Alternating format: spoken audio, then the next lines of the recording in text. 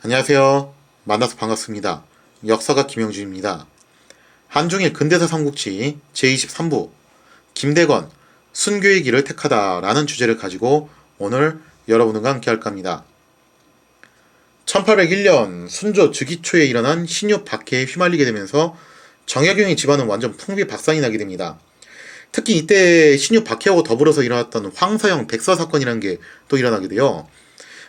신유 박해하고 황사형 백서 사건에 대해서는 언제가 될지 모르겠는데 먼 훗날에 먼 훗날에 순조실록을 하게 되면은 그때 자세하게 다룰 거기 때문에 오늘은 그냥 간략하게만 소개해 드릴게요.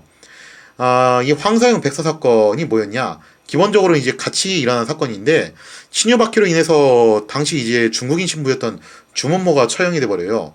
그러면서 천주교 신자들도 꽤 많이 잡혀서 죽임을 당했고 정약용 집안도 이때 박살이 나죠.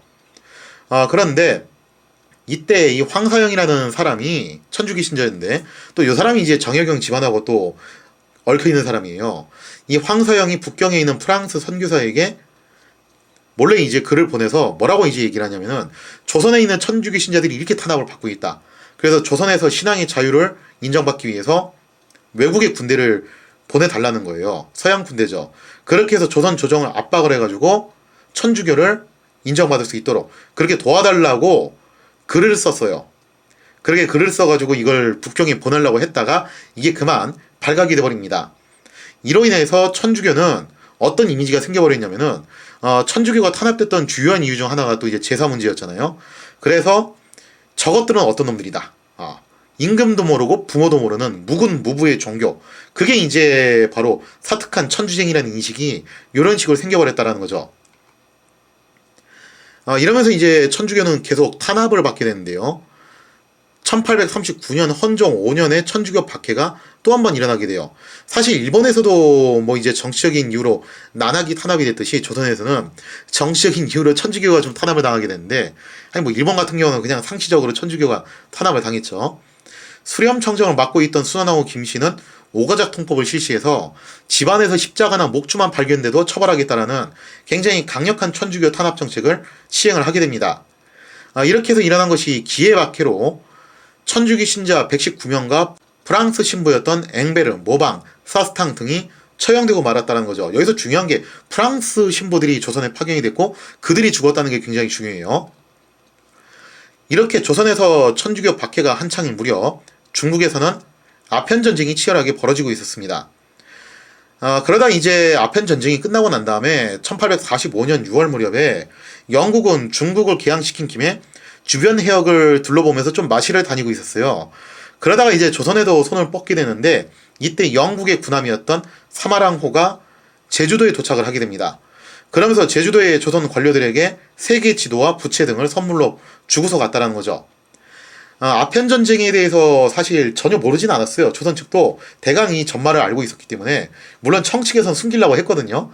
다 알긴 알았죠. 조선도 알고 있었고 일본도 알고 있었고 그래서 아편전쟁에 대한 흉흉한 소문을 조선 측도 전혀 모르진 않았기 때문에 영국 군함이 제주도에 방문했다는 것은 조선 조정을 굉장히 긴장하게 만들었다는 거죠.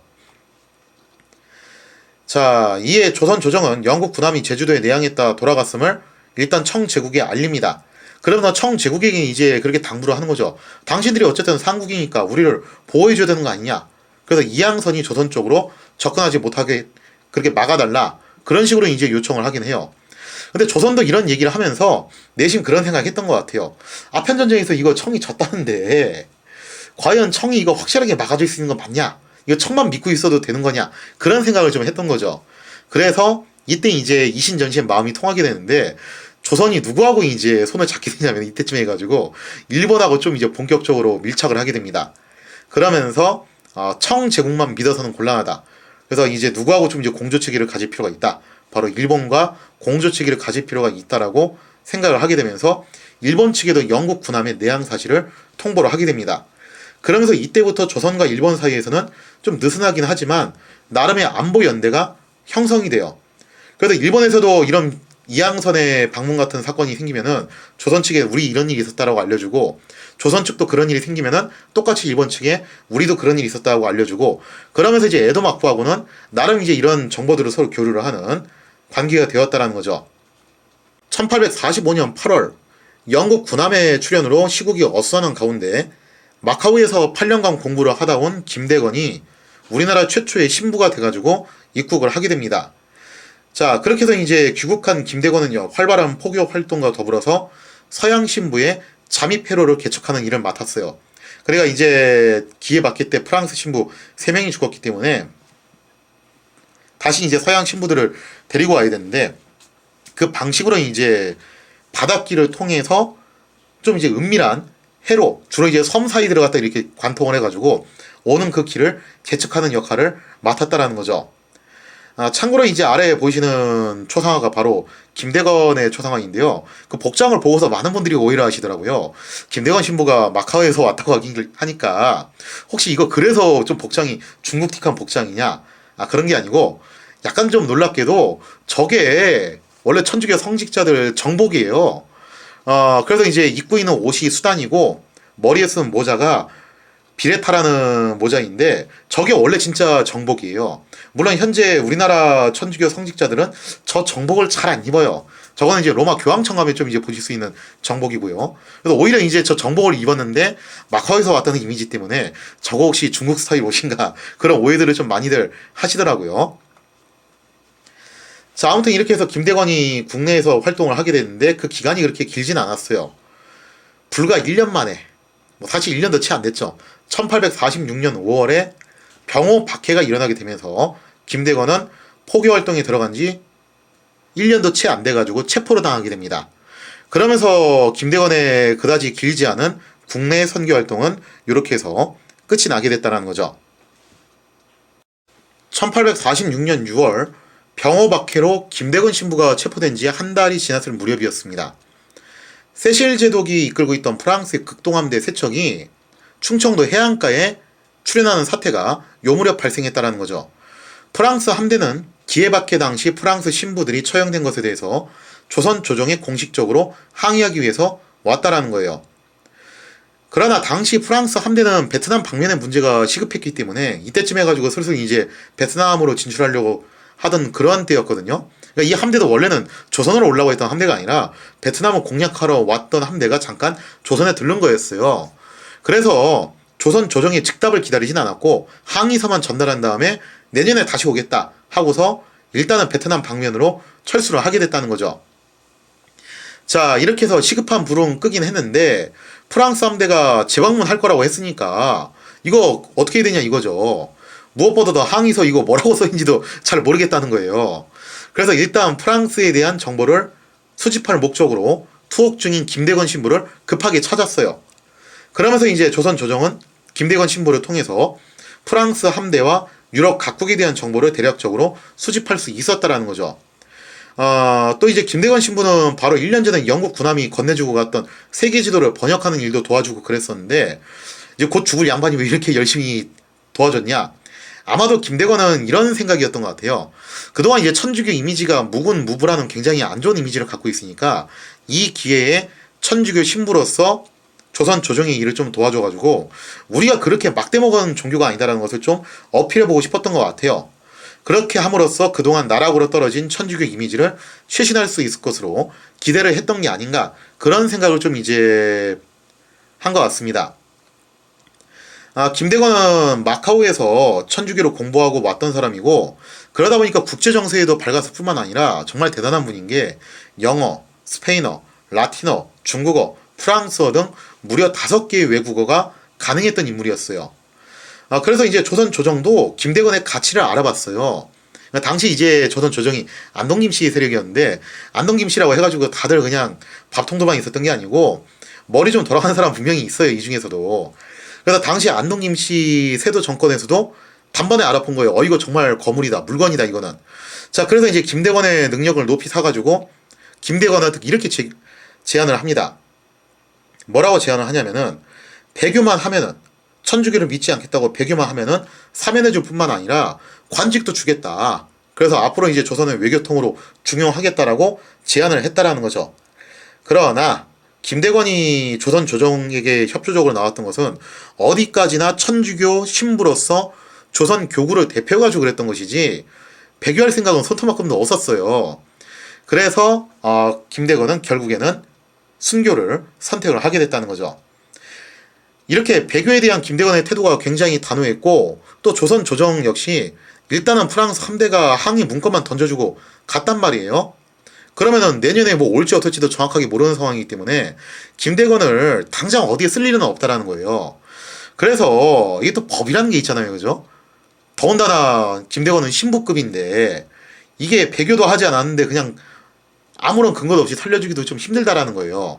그러니까 당장 지금 김대건을 써야만 하는 그런 위급한 일이 발생을 했던지, 그게 아니면 하다못해 김대건이 배교하겠다라고 말이라도 하던지 그랬어야 됐는데 지금 두 가지 다 상황이 아니라는 거죠.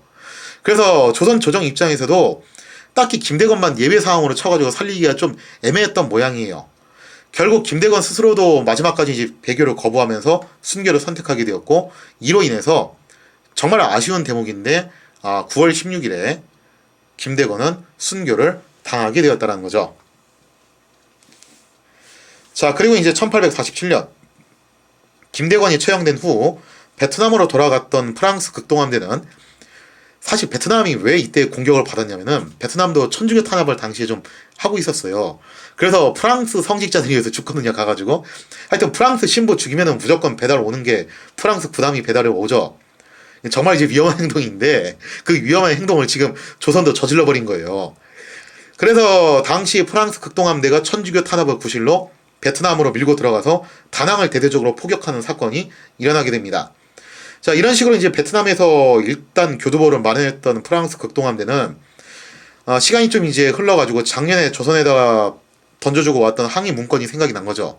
1년 후에 다시 온다고 했으니까 이제 슬슬 받으러 가자 해가지고 여기에 대한 답신을 받기 위해서 라삐에 대령에게 군함 한 척을 줘가지고 조선에 파견을 하게 됩니다. 당시 이제 프랑스의 라삐에 대령이 이끄는 군함은 이제 굴로 아로호라는 군함이었는데, 이 라삐에 대령은 글로 아로호를 이끌고서 정말 기세등등하게 조선으로 건너갔죠. 그런데 이게 웬걸, 이 프랑스 군함이 조선의 서해, 특히 서해 바다를 좀 되게 쉽게 생각했어요. 여기가 암초도 많고 뻘도 많고 조수간만의 차도 굉장히 심하고 그런 곳이잖아요. 그래서 기세등등하게 왔다가 그만 군산 군도 앞에서 좌초되고 맙니다. 정말 난감한 상황이 됐죠. 이런 곤란한 처지가 예의를 가르치는지 하여튼 이렇게 살기등등하게 왔던 프랑스 함대는 군산 앞바다에서 좌초된 다음에 갑자기 온순한 양이 됩니다. 그리고 이제 조선 측도요, 사실 이 서양 애들에 대해서 아주 모르진 않았어요. 청제국이 아편전쟁에서 패배했다는 이야기, 그리고 일본 측으로부터 전해들은 이야기들, 이런 것들을 취합해가지고 어느 정도 감은 잡고 있었죠. 얘들이랑 굳이 분쟁이 생길 필요가 없다, 웬만하면 시비거리를 안 만드는 게 좋다라고 판단을 하면서 프랑스군을 자극하지 않기 위해서 인도적인 차원에서 군산 일대에 머물고 있던 프랑스군에게 한 달간의 보급 물자를 제공을 해줬다는 거죠. 그래서 당시 조선의 방침도 일본하고 비슷하게 가요. 일본도 그거였잖아요. 처음에 이국산 타격량이라 해가지고 오는 서양배들 무조건 포격해 했다가 아편전쟁 소식 듣고서 방침을 바꿔가지고 최대한 정중하게 대접하고 표류민 송환하고 물자를 보급해줘서 빨랑 떠나게 한다. 마찬가지로 조선도 비슷한 방침을 세우고 있었다는 거죠.